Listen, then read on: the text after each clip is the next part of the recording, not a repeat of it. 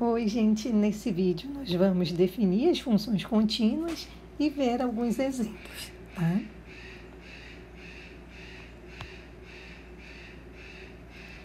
Definição. Antes de ir para a definição formal, eu vou construir o gráfico de uma função aqui para a gente enxergar, porque eu não sei se vocês lembram, né? Mas a gente costuma dizer, a função é contínua se na hora que eu for construir o gráfico eu consigo fazer todo o gráfico sem tirar o lápis do caderno, né? Seria um jeito de falar, se o nosso gráfico não apresenta saltos, então a nossa função é contínua. Então, vou pegar aqui a função maior inteiro, né? O que é essa função? Para quem já sabe, tudo bem. Para quem não lembra mais o que é essa é a função que ela encontra aqui, é o maior. Eu vou escrever, né? Para depois vocês recordarem. É o maior inteiro, né? Que é menor ou igual a x. Igual a x. Então, ele é o maior inteiro que é menor ou igual ao x. Por exemplo, se eu calcular aqui o maior inteiro de 0,5, não vou colocar menos 0,5. Ele vai ser quanto? É o maior inteiro que é menor ou igual a x, ou seja, menor ou igual a menos 0,5. Vai ser o menos 1. Se nós formos ver a imagem de 2,1 vai ser quanto, gente? É o maior inteiro que é menor ou igual a 2,1, vai ser o 2, né? O maior inteiro de 3 vai ser quem? O 3. Se fosse o maior inteiro de 1, vai ser quem? O 1, certo? O maior inteiro, por exemplo, da raiz quadrada de 2, né? Imagem aqui, através dessa função f, vai ser quem?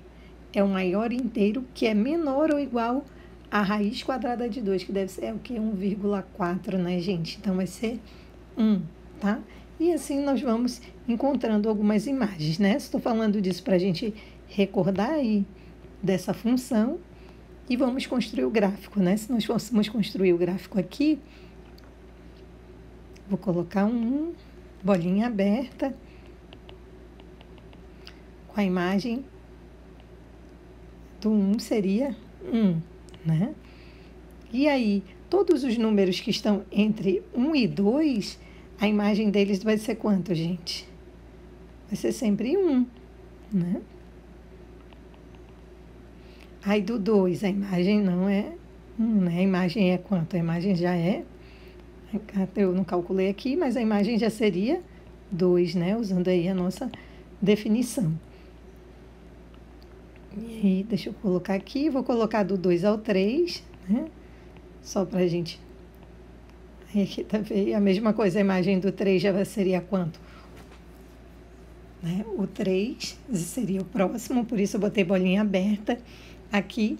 E assim nós teríamos aí a imagem de alguns pontos, né? Só para a gente enxergar no gráfico, para ver. Se eu pergunto para vocês, gente, olhando esse gráfico, né? Aí, aqui a bolinha fechada, eu vou colocar aqui o outro intervalinho, né, de menos 1 a menos 2. Aí aqui a bolinha fechada, né, certo? Então, se eu olhasse para o gráfico dessa função e perguntasse para vocês, essa função é contínua ou não? Você já logo observa, não, o gráfico dessa função apresenta saltos, então ela não é contínua, né? E mais detalhadamente, aqui nesse caso, nós observamos o que, gente? Que ela é contínua em todos os pontos que estão no intervalo aqui de 2 a 3, não é verdade? Ela só não é contínua onde? Olha, no 1, no 2, no 3, no menos 1, no menos 2, correto? Aqui nós podemos generalizar, até pelo cálculo que a gente acabou de fazer de algumas imagens, né, que ela vai ser contínua para todo A pertencente aos reais, menos os inteiros, né? Ou seja, ela só não vai ser contínua onde? Nos inteiros aqui, que é exatamente onde a gente vai estar sempre apresentando saltos, né? Se eu estivesse pensando no limite dessas funções, que depois a gente vai associar, né, a continuidade ao limite, eu observo, por exemplo, aqui que o limite nas proximidades do pontinho 2, que é um número inteiro, os limites laterais à direita e à esquerda seriam diferentes, né? Estariam aí assumindo valores diferentes, tá? Então, a gente observa que essa função é um exemplo de uma função não contínua, certo? Nesses pontos. Mas quando a gente fala de continuidade, a gente tem que ter na mente assim, se eu falar essa função, ela é contínua em todos os pontos diferentes dos inteiros, na verdade, todos os reais menos nos inteiros. Só que se eu estiver perguntando ela é contínua num determinado ponto, você vai lá e verifica se ela é nesse ponto. Mas ela é contínua, se essa for a questão, eu vou pensar em todo o domínio dessa função. E pensando no domínio dela, ela não é contínua, tá? Como, assim, de forma geral, a gente pode dizer que a nossa função é contínua num pontinho A, pertencente ao domínio da nossa função, vamos tomar a função f, definida em x e tomando valores em r. Eu vou dizer que essa nossa função A, ela é contínua num ponto A pertencente a x, ou seja, um ponto do domínio, quando é possível eu tornar f de x arbitrariamente próximo de f de A, quando eu estou tornando o x suficientemente próximo de A, ou seja, eu me aproximo de A, né, através do x, o x está tendendo a A, com isso, o f de x também vai estar tendendo a f de A. Quando isso acontece, eu vou dizer que a minha função é contínua no ponto A, tá? Vamos para uma definição aqui interessante, que depois a gente vai ver aplicações de um teorema, né, que a gente usa isso. O que diz essa definição? Dizemos que uma função f definida em x tomando valores em r possui a propriedade do valor intermediário. Então, vou marcar aqui, possui a propriedade do valor intermediário. Ai, não sei o que aconteceu, mas já sei.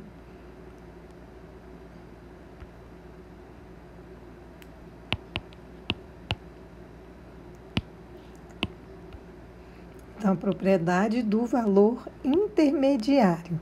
Se para todo intervalo fechado AB que está contido em x e todo y0 pertencente ao intervalo de extremidades f de A e f de B, existir um x0 pertencente a esse intervalo fechado AB, tal que y é igual a f de x. Então, vamos lá. Acho que é melhor a gente construir um gráfico, né, para enxergar legal isso. Dizer que a função f possui a propriedade do valor intermediário é se para todo intervalo que eu tomar fechado, tá? Que está no domínio da minha função. E todo y pertencente ao intervalo de extremidades f de A e f de B, eu garantir a existência de um x0, tal que a imagem dele vai estar dentro desse intervalo, tá?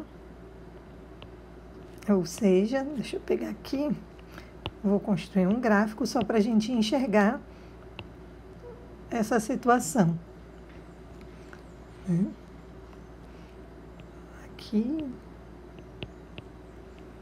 Então, nós temos o que? Um f de A, f de B, né? Nosso intervalo, vou pegar aqui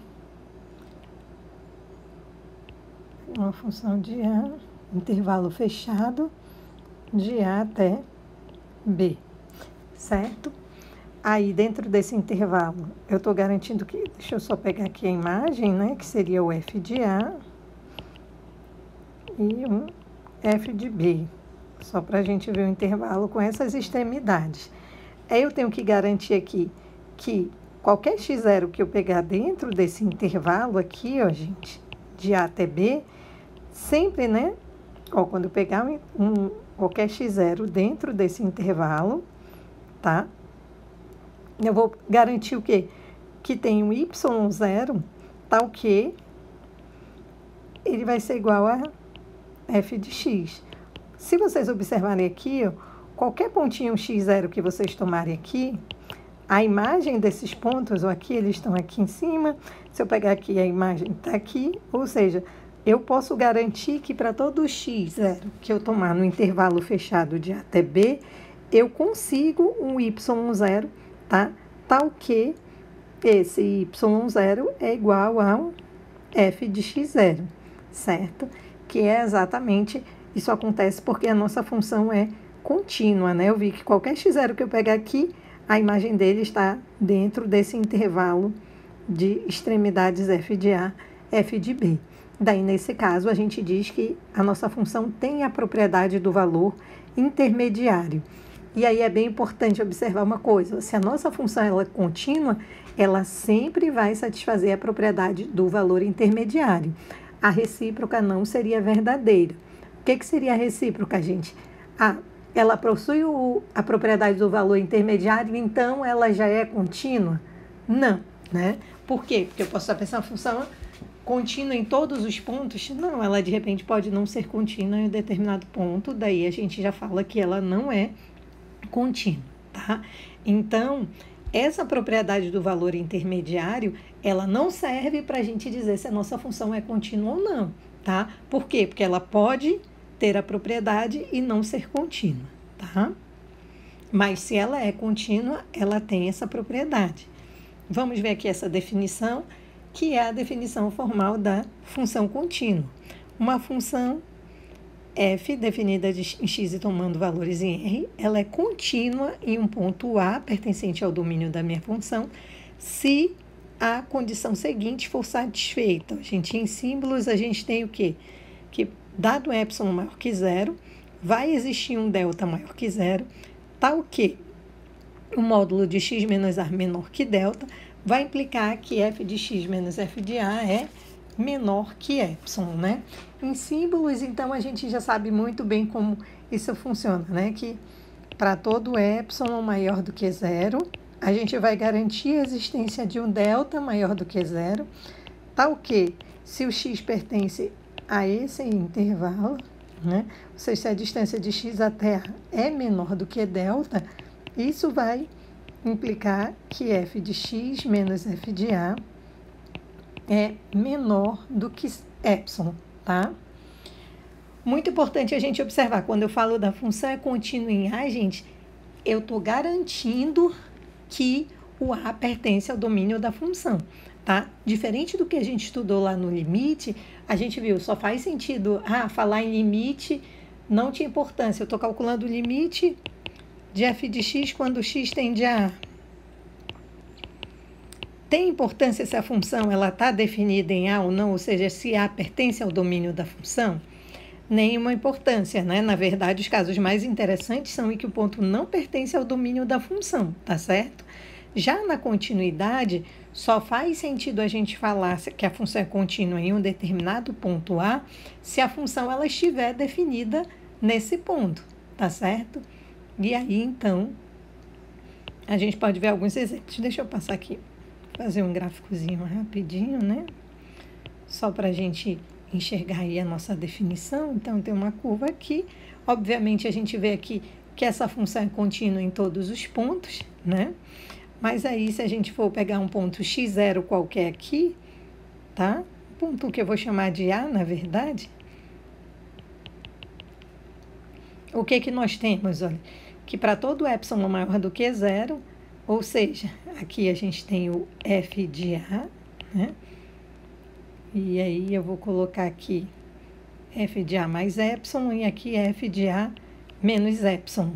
O que eu garanto aqui pela definição? Que dado um epsilon maior do que zero, então foi dado esse epsilon, onde a gente vai ter f de A mais epsilon e f de A menos epsilon, tá? E sempre que eu tomar aqui, eu peguei um delta, né? A partir desse um epsilon que eu dei um delta, tal que todos os pontos que estão nesse intervalo aqui, ó, de A menos delta até A mais delta, quando eu calcular a imagem deles, ó, imagem de todos esses pontinhos aqui, ó, todas essas imagens vão estar dentro desse intervalo de aqui, ó, que é essa faixinha em vermelho, né? De f de A menos epsilon até f de A mais epsilon. Quanto mais próximo eu tiver de A, o que vai acontecer? As imagens mais próximas de f de A ficarão, que é o que eu disse lá no início, né? Se a nossa função dada, ela for contínua no ponto A, o que vai acontecer? Ela é contínua em A se eu conseguir tornar f de x arbitrariamente próximo de f de A, tornando o x suficientemente próximo de A. Então, torno x próximo de A, o meu f de x se aproxima de f de A, porque o f de A, nesse caso, existe, né? Porque o A sempre vai pertencer ao domínio da função, tá certo? Vamos ver como é que aqui é bem interessante, eu reservei esse espaço, gente, só para tentar explicar para vocês como é que a gente poderia, tipo, seguir uma regra para calcular aí se a função é contínua ou não no ponto, usando a definição. Na verdade, eu fiz até isso porque eu tive contato com uma colega de vocês hoje, que ela comentou sobre essa dificuldade, né? Então, vamos ver se agora a gente consegue ter vamos dizer assim, ter uns passos para a gente realizar, para mostrar que uma função é contínua a partir da definição, tá? Então, primeiro, que passo é esse, né? O que eu estou falando com vocês? Eu vou voltar para o azul, que eu gosto mais de trabalhar com azul aqui. É dizer assim, ó, gente, eu quero mostrar que a função é contínua usando a definição. Então, o que eu vou fazer? Vou pegar, vou ver se a função é contínua. A questão é, f é contínua em A? Seria essa pergunta. E como é que eu vou responder isso, né? Então, nós vamos estimar um erro. Vou colocar aqui tudo direitinho. Então, estimamos o erro módulo de f de x menos f de A em termos de delta.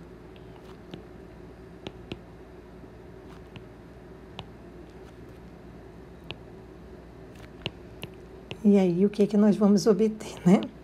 Então, como é que nós vamos fazer? Eu estou dando o primeiro passo. O que nós vamos pegar? Essa desigualdade, módulo de f de x menos f de A, e nós vamos concluir que isso é menor do que um erro, uma função erro, que é uma função de delta, tá? A gente vai achar que isso é menor do que e de delta. Eu estou usando porque eu estou chamando de função erro, e ela é uma função de delta, tá? Então, é uma função de delta. Então, primeiro, ó, quando você escreve essa desigualdade, a gente vai encontrar essa função de delta. E daí, no segundo passo, o que nós vamos fazer? Nós vamos trabalhar com esse erro, tá? Com essa função erro aí, né? Então, nós vamos impor que tal erro, ele não pode, ó, esse daqui não é menor do que epsilon pela definição, gente. Então, esse erro aqui, que é o e de delta, ele não pode ultrapassar o epsilon, certo? O erro epsilon. Então, a gente tem que ter o quê? Em símbolos, né? Para a gente, o que interessa da matemática aqui. Já que essa função aqui, é o e de delta, ele não pode ultrapassar o epsilon, então o e de delta ele tem que ser menor ou igual a epsilon, tá? E aí a gente resolveu o nosso problema. Ó, se o delta maior do que zero, que é o módulo de x menos A, menor do que delta, né? Satisfizer e de delta menor ou igual a epsilon, temos exatamente o que a gente quer, né? Se x pertence ao domínio da função e módulo de x menos A é menor do que delta, isso vai implicar que f de x menos f de A é menor do que epsilon delta, que é menor ou igual... Epsilon delta não, desculpa, é delta, gente, que é menor ou igual a epsilon. Ou seja, eu tenho essa minha equação. Então, a gente descobre, gente, como essa é uma função de delta, então vou ter delta em função do epsilon. Então, dado o epsilon, eu consigo dizer quem é o meu delta, tá? Vamos fazer um exemplo desse, né? Vamos mostrar que toda função constante é contínua. Então, como é que nós vamos fazer isso?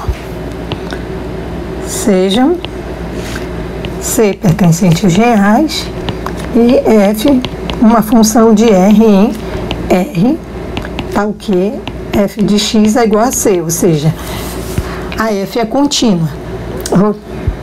É constante, desculpa, não é contínua, a gente vai mostrar que ela é contínua, né?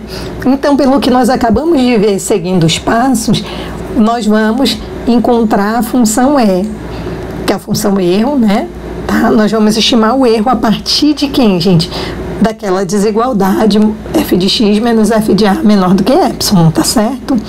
Então, como nós já sabemos, o módulo, esse módulo de x menos a é menor do que delta, né? O que é que nós temos que ter? Nós temos que mostrar que o módulo de f de x menos f de a é menor do que epsilon, certo? Só que isso é igual a quanto? Quem é f de x, gente? F de x é a função constante igual a c, certo? É menos f de a. Quem é f de a, gente? Se a função é constante igual a c, então f de a também é c. O que nos dá quanto aqui? 0. Né? Então, nesse caso, a gente não tem muito o que fazer, porque já deu 0, né, gente? Ou seja, a desigualdade módulo. Porque vocês lembram, a gente quer que isso daqui seja módulo de f de x menos f de a seja menor do que epsilon. E epsilon é um número maior do que 0. E esse daqui está dando quanto? 0, gente. Então, quando a função é contínua, essa desigualdade ela sempre é válida, né? Independe da nossa restrição, módulo de x menos a menor que delta, certo? Então, tomando delta igual a qualquer real positivo, sempre nós vamos ter o quê? Módulo de x menos a menor do que delta, sempre vai implicar que módulo de f de x menos f de a é menor do que epsilon, ou seja, essa desigualdade nunca vai ser falsa, né, gente? Isso daqui é sempre verdade, porque no nosso caso aqui nós não tivemos muito o que fazer, porque já deu 0, tá? Então, essa desigualdade aqui, ela é sempre válida, né? O módulo de f de x menos módulo de f de a deu igual a 0, ou seja, ela é sempre menor do que epsilon, independente de quem é o intervalo aí x, tá? Então, ela nunca vai ser falsa, né? Independe dessa nossa restrição aqui, porque a gente sempre pega o x restrito a intervalo de a menos delta até a mais delta. Agora não faz diferença, né? Pelo que a gente está vendo, sempre vai dar igual a 0, porque a gente trabalhou com um caso geral. Então, o que nós temos? Ó, a gente deve sempre supor que um erro epsilon maior que 0 para f de a é dado, e daí em seguida a gente é capaz de encontrar um erro delta para que a nossa implicação se torne verdadeira, tá? Então, esse importante aqui, eu acho que eu antecipei, era exatamente o que eu já, por ansiedade, já comentei com vocês. Então, vamos ver mais um exemplo. Deixa eu ver aqui, que eu acho que deve estar aqui, ó.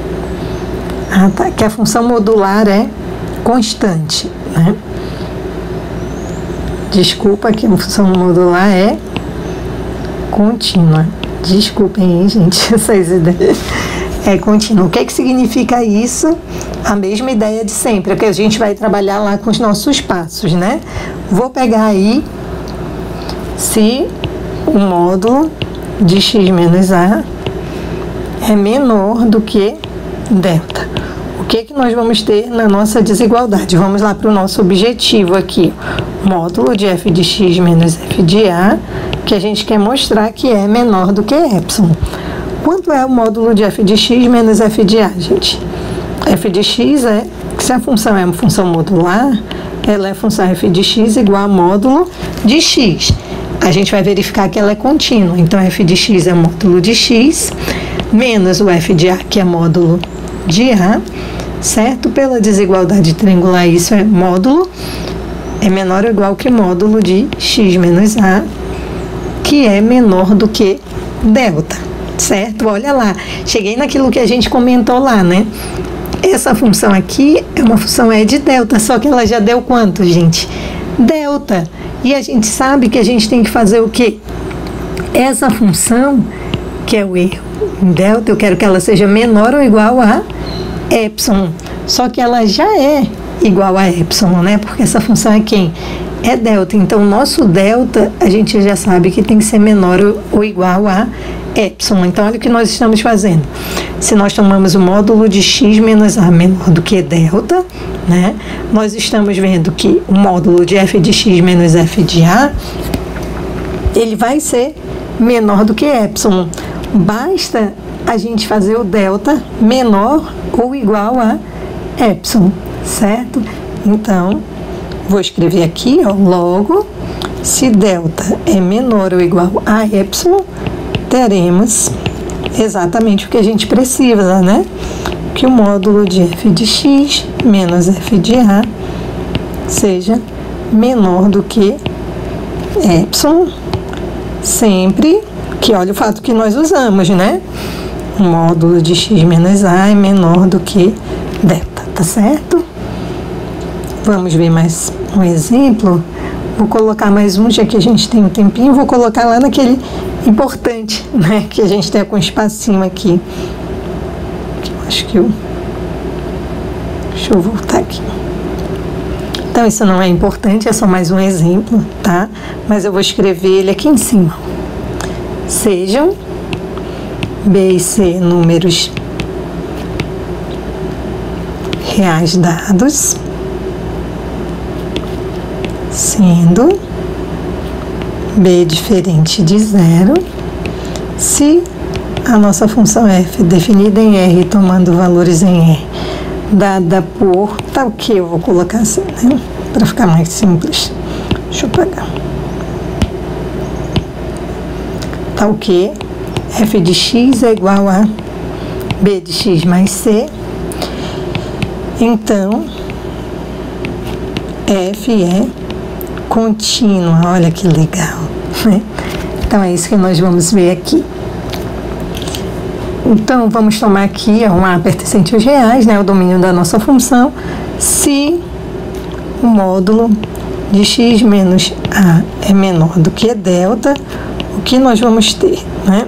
Vamos escrever aqui, ó. Módulo de f de x menos f de a vai ser igual a quem? Vamos lá, como eu vi, a gente vai achar aqui uma função de delta, tá certo? Quem é f de x, gente? F de x é bx mais c, aí menos f de a. F de a vai ser o quê? A vezes b mais c, certo? Resolvendo aqui, colocando b em evidência, né? Nós teríamos o quê? Porque nós vamos ter bx menos ab mais c e menos c. Então, vai ficar x menos a, correto? O que nos dá o quê? Módulo de b vezes módulo de x menos a. Olha que legal, o módulo de x menos a eu já sei que é menor do que delta, né? Então, isso vai ser menor que módulo de b vezes delta. Logo, podemos concluir que módulo de b vezes delta vai ser menor ou igual a epsilon. Não é essa a nossa ideia? Lembrem, gente, isso daqui é o quê? É a E de delta, né? Essa função do erro aí em delta. Eu quero que isso seja menor ou igual a epsilon, ou seja, eu quero que o delta seja menor ou igual a epsilon dividido pelo módulo de b. Olha que legal, então a gente acabou de encontrar o delta, né? Se o delta estiver assumindo qualquer valor menor que epsilon sobre o módulo de b, nós vamos ter sempre o módulo de f de x menos f de a menor do que epsilon, né? Tomando o delta dessa maneira, tá? O delta, qualquer número, o delta pode ser igual a epsilon dividido pelo módulo de b, tá certo? Ou qualquer número menor, e aí a gente prova que a f é contínua em A. Então, eu espero que esses passos aqui, esses dois passos, ajudem vocês a mostrar quando uma função é contínua usando a definição. Claro que essa não é a única maneira, né? A gente só quis mostrar um modo prático que sempre vai funcionar, basta que a gente resolva essa inequaçãozinha aí depois, tá? Então, a gente se encontra na nossa próxima aula síncrona, né? Já ia dizer no vídeo, mas o próximo é uma aula síncrona. Eu quero pedir desculpas por todas as falhas que acabaram acontecendo nesse vídeo.